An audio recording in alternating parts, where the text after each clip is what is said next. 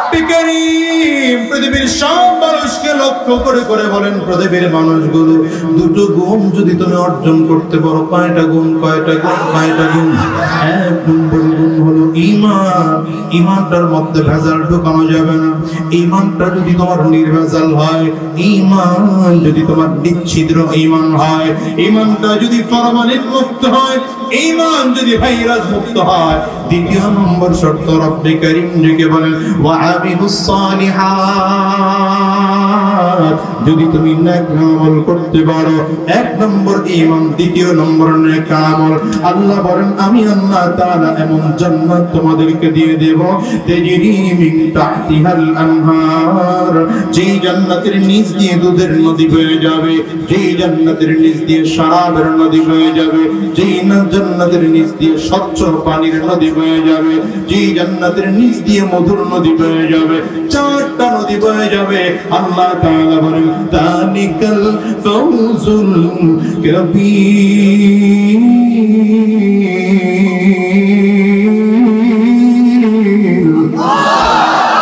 করতে পারো দুনিয়ার সফল কাম হয়ে গেছো, মেম্বার হয়ে গেছো, বড় সফল কাম, চেয়ারম্যান হয়ে গেছো, বড় সফল কাম, এমপি হয়ে গেছো, বড় সফল হয়ে গেছো, মেম্বার হয়ে গেছো, বড় সফল হয়ে গেছো, মন্ত্রী হয়ে গেছো, সফল হয়ে গেছো। রব্বি কারীম কয় না না, বড় সফল তুমি হও না, সফলতা এখনো বাকি আছে। কিয়ামতের ময়দানে যদি জান্নাতি না হও, এখনো তুমি সফল হতে পারো নাই। দুনিয়ার মন্ত্রিত্ব পাইয়া, এমপিগিরি পাইয়া, কথা কাও কোনো কথা বলার আগামাতা নাই, কথা বলেন না কেন? তুমি এখন সফল নয়। মৃত্যুর পরে বোঝা যাবে তুই কয় নম্বর মুসলমান। ঠিক কিনা বলে? এখন তো কিছু মানুষ আছে ক্ষমতা পাইলে কি ঠিক কি কই টেরি পায় না, মাঝে মাঝে আবার তারা ইসলাম রাখবো না, আর বাপ দাদার পৈতৃক সম্পত্তি হয়েছে, ইসলাম রাখবো না। আরে বাবা, তুমি কে হইছো যে বাংলাদেশে ইসলাম শেষ করে দিবা? তোমার খবর আছে আজকে তুমি মন্ত্রীর চেয়ারে বসেছো এই মুসলমানদের জন্য, এই কোরআনওয়ালাদের জন্য, এই টুপিওয়ালা দাড়িওয়ালাদের জন্য। ইতিহাস জেনে রাখুন মুসলমান, ইতিহাস নিয়ে ঘটে না তো, এরা ইতিহাস লেখাপড়া নেই, ইতিহাস ঘটে। এই বাংলাদেশ এমনি পায় নাই, মনে রাখবেন খানার শেষ লোকমায় পেট ভরে না, এর আগে আরো অনেক লোকমা খানা খাইতে হয়। এই বাংলাদেশে অনেক আগে স্বাধীন হয়েছে পাকিস্তান, এর আগে পুরোটা মহাভারত ছিল। মহাভারতের দিল্লি শাহে জামে মসজিদ থেকে শাহ ওয়ালিউল্লাহ মুহাদ্দিস দেহলভী রাহমাতুল্লাহ আলাইহির সুযোগ্য সন্তান আব্দুল কুদ্দুস মুহাদ্দিস দেহলভী রাহমাতুল্লাহ আলাইহি দিল্লির শাহী জামে মসজিদ থেকে যেদিন ঘোষণা দিয়েছিলেন পুরো ভারতবর্ষ দারুল হারব হয়েছে, মুসলমানদের এই দেশ ভূখণ্ডকে কাফিরদের হাত থেকে বাঁচাতে হবে, সে এক ঘোষণার কারণে আজাদি আন্দোলন শুরু হয়েছিল, যার পরিপ্রেক্ষিতে ভারত আর পাকিস্তান ভাগ হয়েছে। এরপরে বাংলাদেশ নামের আরেকটা ভূখণ্ড পেয়েছ। সুতরাং ইতিহাস ভুলে যাইবা না। তারপরেও বলি বাংলাদেশ স্বাধীন করার জন্য রক্ত যতটা হিন্দু বৌদ্ধ খ্রিস্টানরা দিয়েছে, তার চেয়ে বেশি মুসলমানরা দিয়েছে। আমরা নিষেধ করছি না। আমার এই বাংলাদেশে প্রত্যেক ধর্মের লোকদের নাগরিক অধিকার নিয়ে বসবাস করার মতো যোগ্যতা আছে, অধিকার আছে। আমার এই বাংলাদেশে হিন্দু ভাইরা তাদের অধিকার নিয়ে বসবাস করবে, কোনো বাধা আমরা দেই না, দেব না। আমার এই বাংলাদেশে খ্রিস্টান ভাইরা বসবাস করবে, আমরা কোনোদিন বাধা দেব না। আমার এই বাংলাদেশে বৌদ্ধ ভাইরা বসবাস করবে, আমরা কোনো বাধা দেব না। হিন্দু বৌদ্ধ খ্রিস্টান আমরা প্রয়োজনে কাঁধে কাঁধ মিলিয়ে চলব, আমাদের মধ্যে কোনো ব্যবধান নেই। মানুষ হিসাবে সবাইকে আমরা সমান নজরে দেখব, কিন্তু মনে রাখতে হবে বাংলার জমিন মুসলমানদের জমিন। বাংলার জমিন স্বাধীন করার জন্য রক্ত দিয়েছে মুসলমানেরা। এই বাংলার জমিনের স্বাধীনতার ডাক দিয়েছিলেন বঙ্গবন্ধু, তিনিও ছিলেন একজন মুসলমান। এই বাংলার স্বাধীনতার ঘোষণা যিনি দিয়েছেন, তিনিও ছিলেন একজন মুসলমান। সুতরাং বাংলার জমিনে ইসলাম ছিল, ইসলাম আছে, ইসলাম থাকলে কেউ যদি ইসলাম নিয়ে কটূক্তি করে, ইসলাম নিয়ে উল্টো পাল্টা কথা বলে, সে এই ব্যক্তি বাংলায় থাকবে না, থাকবে না, থাকবে না।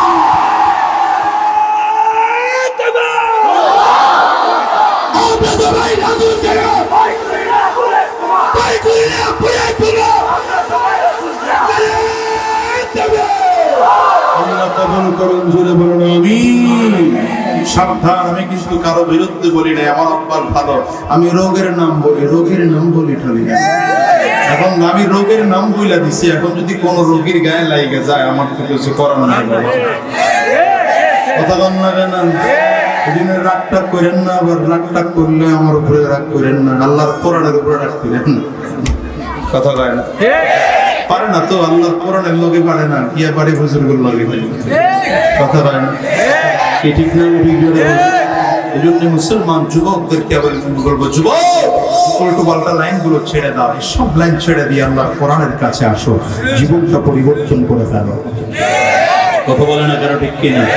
সমাধান চাও যদি জীবনে মরণে, ফিরে যাও খুঁজে নাও চোখ রাখো কোরআনে। সমাধান চাও যদি জীবনে মরণে, ফিরে যাও খুঁজে নাও চোখ, বলে না তো? সমাধান চাও যদি জীবনে, ফিরে যাও খুঁজে নাও চোখ রাখো কোরআনে। তবেই পাবে সুখ শান্তির ঠিকানা, তবে পাবে সুখ শান্তির ঠিকানা। মেনে যদি নাও তুমি মনে প্রাণে, সমাধান, ঠিক কিনা? চির অম্লান চির মুক্তির ডাক, এ যে মহাবাণী খোদার কালামে পাক। এ যে চির অম্লান চির মুক্তির ডাক, এ যে মহাবাণী খোদার কালামে পাক। এই দুনিয়ায় সেই দুনিয়ায়, এই দুনিয়ায় সেই দুনিয়ায়, শান্তি পাবে তুমি তো জাহানে। সমাধান, সমাধান চাও যদি জীবনে মরণে, ফিরে যাও খুঁজে নাও চোখ রাখো কোরআনে। আবার মুসলমান ভাইরা, রব্বে কারীম বলছেন জান্নাতে যাওয়ার জন্য শর্ত কয়টা? বলেন না, শর্ত কয়টা? এক নম্বর শর্ত ঈমান। বলেন, এক নম্বর শর্ত কি? বলেন না, এক নম্বর শর্ত। দ্বিতীয় নম্বর শর্ত নেক আমল। নেক আমল। কিছু মানুষ আছে ঈমানের মধ্যে ভেজাল লাগায় ফেলায়, বড় ঈমানদার নিজের দাবি করে, কিন্তু আবার বাবার দরবারেও দৌড়ে, নিজের ঈমানদার বলে দাবি করে, মাজারে গিয়েও সিজদা লাগায়, নিজের ঈমানদার বলে দাবি করে, আবার উল্টো পাল্টা জায়গায় গিয়ে উল্টো মন্তব্য করে। এজন্য আল্লাহ তাআলা বলছেন, কার ঈমান গ্রহণযোগ্য, কার ঈমান গ্রহণযোগ্য? ৯০-৭০ ঈমানদার আমি আল্লাহর কাছে গ্রহণযোগ্য না, আমি আল্লাহর কাছে গ্রহণযোগ্য আবু বকরের ঈমান, ওমরের ঈমান, ওসমানের ঈমান, আলীর ঈমান। সুতরাং ঈমান যদি আমতি হয়, আমিনু কামা আমানান নাস, আমার প্রিয় প্রিয় মানুষগুলো, আমার প্রিয় প্রিয় নবীর সাহাবীগুলো যেভাবে ঈমান এনেছে, তুমি যদি ঠিক সেই পর্যায়ে ঈমান আনতে পারো, সেই ঈমানের দাম আছে, নয়তো ঈমানের দাম নাই। এখন আমরা তো ঈমানও আছে, নামাজও পড়ি না, ঈমানও আছে, শয়তানের রাস্তায় চলি, ঈমানও আছে, বেঈমানদের পক্ষেও কথা বলি। এই ঈমানের দাম আল্লাহ পাকের কাছে নাই। দাম আছে তো সেই ঈমানের, যেই ঈমানের জন্য মার খাওয়ার প্রয়োজন হলে মার খাইতেও রাজি, ঈমান ছাড়তে রাজি না। আবু বকর সিদ্দিক রাদিয়াল্লাহু আনহু কালিমা গ্রহণ করার পরে একদিন নবীজির সামনে দাঁড়িয়ে বললেন, হুজুর আপনি যদি আমাকে বলেন মুসলমানদের সংখ্যা খুব কম, অল্প কয়েকজন মুসলমানদের সংখ্যা, কারণ আপনারা জানেন ৬ বছর বসে নবীজি দাওয়াত দিয়ে দিয়ে দিয়ে দিয়ে মাত্র ৩৯ জন মুসলমান বানিয়েছেন। হযরত ওমর ফারুকের মাধ্যমে ৪০ জন পূরণ হয়েছে। তো আবু বকর সিদ্দিক রাদিয়াল্লাহু আনহু একদিন হঠাৎ করে দাঁড়িয়ে বললেন, হুজুর আপনি যদি আমাকে অনুমতি দেন, ইসলামের পক্ষে, কোরআনের পক্ষে, দ্বীনের পক্ষে, তাওহীদের পক্ষে, আমি একটু রিসালাতের পক্ষে বাইতুল্লাহর সামনে দাঁড়িয়ে খুতবা দিতে চাই। হযরত ওমর তখন কালিমা পড়ে মুসলমান হয়নি। আমার নবী বললেন, তোমার সাহস হয়? মুসলমানদের সংখ্যা কিন্তু খুব কম। আমার নবীর দিকে তাকিয়ে আবু বকর সিদ্দিক বললেন, হুজুর শুধু আপনার অনুমতির অপেক্ষায় আছি, অনুমতি দিলে এই মুহূর্তে দাঁড়িয়ে খুতবা দিতে আমি তৈয়ার। সুবহানাল্লাহ, আওয়াজ করে চিল্লায় বলুন মুসলমান। আবু বকর সিদ্দিক রাদিয়াল্লাহু আনহু কে নবী অনুমতি দিলেন। আবু বকর সিদ্দিক রাদিয়াল্লাহু আনহু বাইতুল্লাহর সামনে দাঁড়িয়ে খুতবা দিতে আরম্ভ করলেন ইসলামের পক্ষে, তাওহীদের পক্ষে, রিসালাতের পক্ষে। আচ্ছা বলেন তো এই খুতবা কি সবার শুনতে ভালো লাগে? আজকের এই ওয়াজ মাহফিল সবার শুনতে ভালো লাগে? কিছু মানুষ আছে না মেজাজ গরম হয়ে যাইতেছে, কথা কয় না কেন? অবশ্যই এরা এখানে আসে নাই, কি ঠিক না? আমি ঠিক বলি না? আজকের মাইকের আওয়াজ তাদের কাছে বিরক্তিকর লাগে। হ্যাঁ, কথা বলে না? যে আজানের আওয়াজ শোনার জন্য আপনি আর আমি অপেক্ষায় থাকি। বাংলাদেশে এমন লোক তো পাওয়া যায় যে এই আজানকে বিশ্বের আজানের সাথে তুলনা দেয়। যদি বলেন না নাউযুবিল্লাহ। কত মানুষ আছে আমেরিকায় যায়, চাইনিজ যায়, জাপান যায়, জার্মান, ইন্দোনেশিয়া, ফ্রান্স, মালয়েশিয়ায় যায়, কোনদিন নবীর রওজার পাশে দাঁড়ানোর মতো চিন্তাও করে না। আবার কত আল্লাহর বান্দা আছে তেমন টাকা পয়সা নাই, তারপরে বারবার খালি দোয়া চাই, হুজুর দোয়া করেন ওই সবুজ গম্বুজের পাশে যদি একটু দাঁড়াইতে পারতাম, কাবায় যদি একটু দাঁড়াইতে পারতাম, হৃদয়টা জোড়ায় যেত, ঠিক কিনা? একবার হজ করে আসছে, আবার উমরায় যেতে মনে চায়, আবার উমরা করে আসছে, আবার হজ করে যেতে মনে চায়, বারবার যেতে মনে চায়। কথা বল না কেন? সবুজ গম্বুজটা দেখলেই মনের সকল পেরেশানি দূর হয়ে যায়। কথা বল না? हरा गुंबदे जो देखोगे ज़माना भूल जाओगे। সবুজ গম্বুজ যখন দেখবা সময় কোনখান থেকে চলে যাচ্ছে টেরও পাবা না।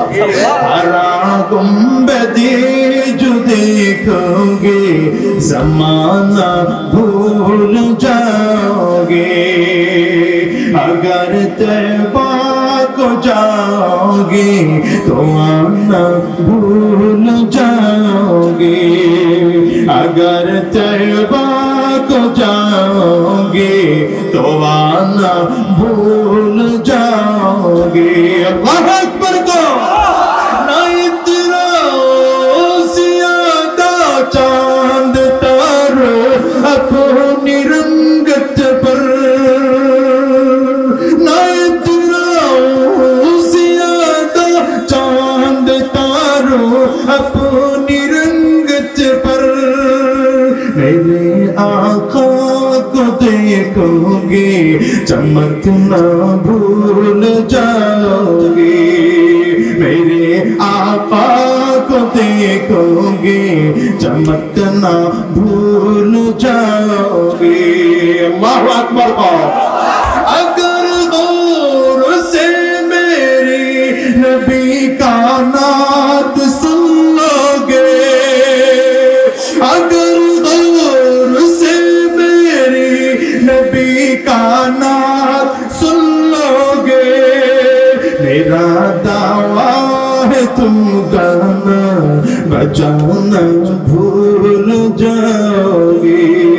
मेरा दावा है तुम गाना बजाना भूल जाओगे।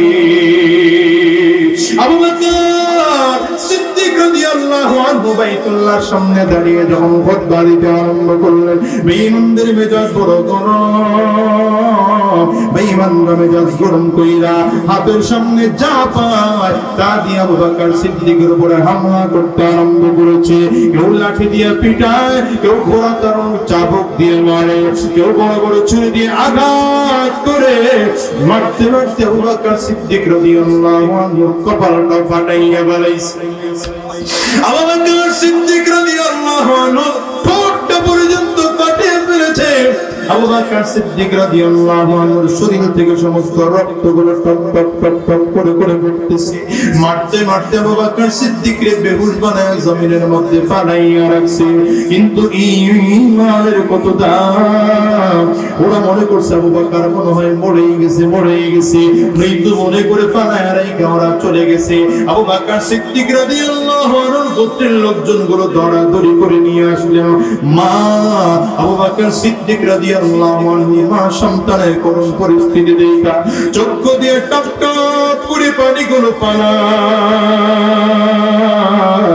আর ডেকে ডেকে বলে বাবা তোর পরিস্থিতি এমন ভাবে আমি বুঝতে তোরে বের হইতে দিতাম না। আবু বকর সিদ্দিকের মাত্র কোনো কালিমা পড়ে মুসলমান হয় না, সন্তানের দিকে তাকায় চোখ দিয়ে পানিগুলো পালায়, ভিজা নেকড়া দিয়ে পুরো শরীর জখমের জায়গাগুলো মুছায় দেয়, মায়ের চোখে পানি। আবু বকর সিদ্দিক রাদিয়াল্লাহু আনহু এখনো পর্যন্ত হুঁশ নাই। অনেকক্ষণ পর হঠাৎ করে হুঁশ ফিরে এসেছে। হুঁশ ফিরলেই তাকায় দেখে মা পাশে বসা, চারিদিকে কারো খবর টবর নেয় না। হঠাৎ করে মায়ের দিকে তাকিয়ে আস্তে করে ডাকছে, মা গো আমারে বলো না আমার নবী কেমন আছে। মা বকর সিদ্দিকের দিকে তাকায় ধমক দিয়েছে, চুপ কর বেটা, জীবনে আর কোনদিন মুহাম্মদের নামটা তুই নিবি না। মুহাম্মদের জন্য তোর লোকজন বেড়েছে, আজকে রক্তাক্ত করেছে তোর মুহাম্মদের জন্য, আল্লাহ নবীর জন্য তুই মার খাইছ। আবু বকর সিদ্দিক বলে, মা গো কেমনে আমি আমার নবীর নাম না নিয়ে পারিব? আমার দিলটা যখন খারাপ আমার নবীর চেহারাটার দিকে তাকাইলেই দিলটা ভালো হয়ে যায়। আবু বকর সিদ্দিক এই জন্যই তো নবীজির দিকে তাকায় বলেন, পয়গম্বর আমার কাছে তিনটা জিনিস বড় প্রিয়, বড় প্রিয় হুজুর। এর মধ্যে এক নম্বর প্রিয় আন-নাজরু ইলা ওয়াজহি রাসূলিল্লাহ। নবীজি আপনার সৌন্দর্যের দিকে তাকায় থাকা আমি আবু বকরের কাছে সবচেয়ে বড় প্রিয়। হুঁশ ফিরে আসার সাথে সাথেই নবীজিকে ডাকি, মা গো আমার নবী কই, আমার নবী কই। মা বলে, বাবা জীবনে কোনোদিনই মুহাম্মদের নাম তুই নিবি না। হাতে করে পেয়ালায় করে একটুখানি দুধ নিয়ে হাজির হয়ে গেছে রে বাবা, এই দুধটুকু পান কর। প্রচন্ড রক্ত ঝরেছে তোর শরীর থেকে, দুধটুকু পান করলে শরীরে শক্তি আসবে। মায়ের হাতের থেকে পেয়ালাটা বারবার করে আবু বকর সরায় দেয়, মা পেয়ালাটা সরাও, দুধের মধ্যে মুখ লাগাও না, পেয়ালার মধ্যে মুখ লাগাও না, যতক্ষণ পর্যন্ত পেয়ালার চেহারা পর্যন্ত না দেখবো ততক্ষণ পর্যন্ত আমি আবু বকর দুধের মধ্যে মুখ লাগাও না। মা পেরেশান হয়ে গেছে রে বাবা, আমি কই পাবো তোর নবীরে, কই পাবো তোর নবীরে। আবু বকর সিদ্দিক রাদিয়াল্লাহু আনহু বলে, মা ওই আমরের বোন ফাতেমা কালিমা পড়েছে, ফাতেমার কাছ থেকে খবর নিয়ে আসো আমার নবী কই, আমার নবী কই। লম্বা কথা, খবর পাঠানো হলো। আমার নবী বিশ্ব নবী রাহমাতুল লিল আলামিন দারুল আরকামে বসা, যায়েদ ইবনে আরকাম রাদিয়াল্লাহু আনহুর বাড়িতে বসা। খবর পাওয়ার সাথে সাথে আবু বকর সিদ্দিক রাদিয়াল্লাহু আনহু মায়ের হাতটা টান দিয়ে বুকের সাথে লাগাইয়া দিয়ে চোখ দিয়ে পানিগুলো পালায়।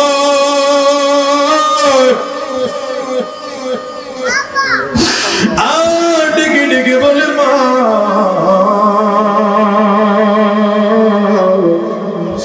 সন্তান হিসেবে তোমার কাছে কোনোদিন কোনো আবদার করি নাই, ছোট্ট একটা আবদার করবো, তুমি কি আমার আবদার রাখবা গো মা? আবু বকর সিদ্দিকের মা বলে, কি আবদার বলবি রে বল। দুনিয়ার মধ্যে মা সন্তানের ব্যথা একমাত্র বুঝে, বুঝে না, ঠিক কিনা বল? আল্লাহ এবং তার রাসূলের পরে সবচেয়ে প্রিয় আপন যদি কেউ থাকে সে হচ্ছে মা, ঠিক কিনা? এই দুনিয়ার মুসলমান এই মজলিসটার মধ্যে যার মা নাই, যার বাবা নাই, তারে জিজ্ঞাসা করো মা না থাকাটা কত কষ্টে। আমি তো তোমায় বলি আজকের মাহফিলের মোনাজাত করে দিলে বাসায় যাইবা, দরজার মধ্যে টোকা দিব, হয়তো তোমার মা দরজা খুলবে। বিয়াজা দিয়ে এমন এক কপাল পুরো সন্তান, বাসায় গিয়ে দরজার মধ্যে টোকা দিলে দরজা খুলবে না। আজকে 15টা বছর হয়ে গেল আমি আমার মাকে হারা বানাইছি। এখনই যে টুকরা যুবক যারা বাবার সাথে বেয়াদবি করো, মায়ের সাথে বেয়াদবি করো, আজকের এই মজলিসের মা হারা বাবা হারা মানুষগুলোর দিকে একটু তাকায় দেয়। মা হারা বাবা হারা মানুষগুলোকে দেখাও। আমার মতো কার কার মা নাই, হাত ঘুরে তুলে দেখাও। কার কার বাবা নাই, হাত ঘুরে একটু উঠাও। কলিজার টুকরা যুবক, হাতগুলো নামায় না, হাতগুলো উঁচা করে রাখবে। আবার যুবকগুলো তাকে থেকে দেখুন, বাহারা মানুষগুলো কেমনে কান্দে, বাহারা মানুষগুলো কেমনে কান্দে। যুবকরে তাকে দেখ, এই মানুষগুলোর গাল বেবি কারো পানি পড়ে, কারো চোখের কোটা পানি জমে গেছে, কারো চক্ষু দুইটা লাল হয়ে গেছে। হাতগুলো নামান, আমি তোমাদেরকে অনুরোধ করে যাই রে যুবক, জীবনে কোনোদিন বাবার সাথে বেয়াদবি কইরো না, মায়ের সাথে বেয়াদবি কইরো না। যদি বেয়াদবি করেও থাকো, বাসায় গিয়ে বাবার পাও দুইটা জড়াইয়া ধরবো, মায়ের পাও দুইটা জড়াইয়া ধরবো। যতক্ষণ পর্যন্ত মাফ না করবে পাও দুইটারে ছাড়বা। আবু বকর সিদ্দিক মায়ের হাতটা টান দিয়ে বুকের সাথে লাগায় দিয়ে ডাক দিছে, মা গো, জীবনে কোনদিন তোমার কাছে কোনো কিছু চাই নাই, ছোট্ট একটা জিনিস চাবো, তুমি কি দিবা? বলে কি বাবা তুই বল। বলে মা গো, আমার কাফেররা মারতে মারতে আমি পাও দিয়ে হাঁটতে পারি না, আমার পায়ে পর্যন্ত দাগ পড়ায় বানাইছে। মা তুমি আমার যদি বলো, আমি তোমার কাঁধে ভর করে করে আমার নবীর কাছে একটু যাইতে চাই, আমার নবীর আমার খুব দেখতে মনে চায়। মা চোখের পানি ছেড়ে আসতে করে ডাক দেয়, রে বাবা, তুমি যদি আমার কাছে কোনো আবদার করো, আমি কি না রাইকা পারি রে বাবা। আবু বকর সিদ্দিকের হাতটা উঠে আমার কাঁধের মধ্যে নিয়ে হাঁটতে আরম্ভ করেছে। আবু বকর সিদ্দিক হাঁটতে পারেন না, পায়ের মধ্যে যেমন মার খাইছে, আমার ঠ্যাঙের মধ্যে মার খেয়েছেন, বিভিন্ন জায়গায় ক্ষত, শরীরে ঠিক মতো শক্তি পর্যন্ত না। আমার নবীর মুখ থেকে তাকায় দেখেন প্রিয় সাহাবী আবু বকর আসতেছে। প্রিয় সাহাবী দেখা বিশ্ব নবী রাহমাতুল লিল আলামিন বসার থেকে দাঁড়াইয়া গিয়া এক কদম দুই কদম সামনে বাড়াইয়া আল্লাহর নবী হাত দুটো দূরে বাড়ায়। নবীকে তাকায় দেখে প্রিয় সাহাবীর ঠোঁট ফেটে রক্ত বের হয়, কপালটা পর্যন্ত ফেটে রক্ত বের হয়। আবার নবী হাত দুইটা বাড়িয়ে দিয়ে ডাক দিছে, আবু বকর।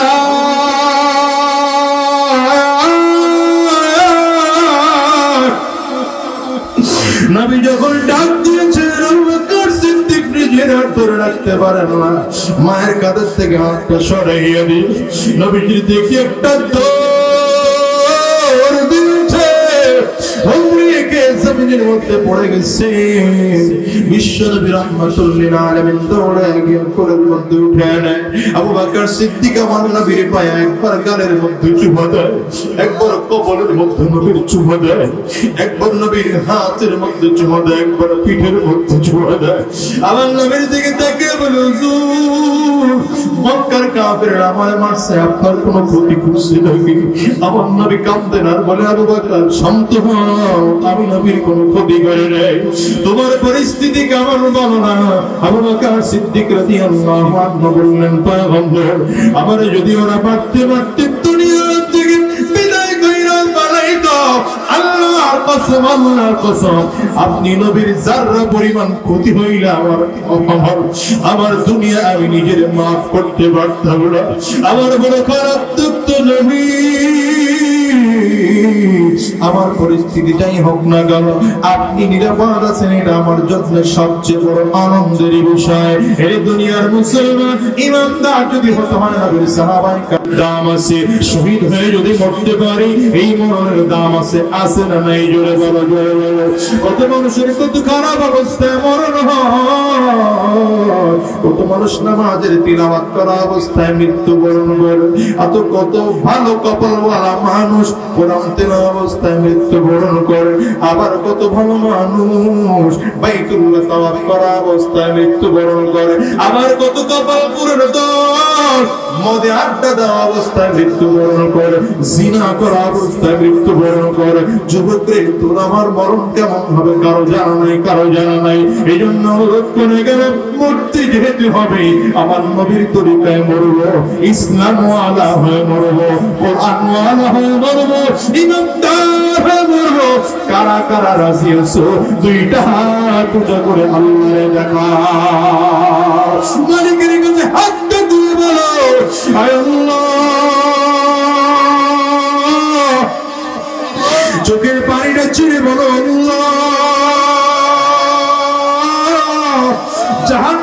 হয়ে মরতে চাই না, জাহান্নামী হয়ে মরতে চাই না, জাহান্নামী হয়ে মরতে চাই না। আল্লাহ ইমানদার হয়ে মরতে চাই, ইমানদার হয়ে মরতে চাই, কোরআনওয়ালা হয়ে মরতে চাই। আল্লাহ মেহেরবানি করে ঈমান নিয়ে মৃত্যুবরণ করার তৌফিক দিও, জান্নাতি হয়ে দুনিয়ার থেকে যাওয়ার তৌফিক দিও। আমাদের কাউকে জাহান্নামী অবস্থায় মৃত্যুবরণ করায়ও না। চিৎকার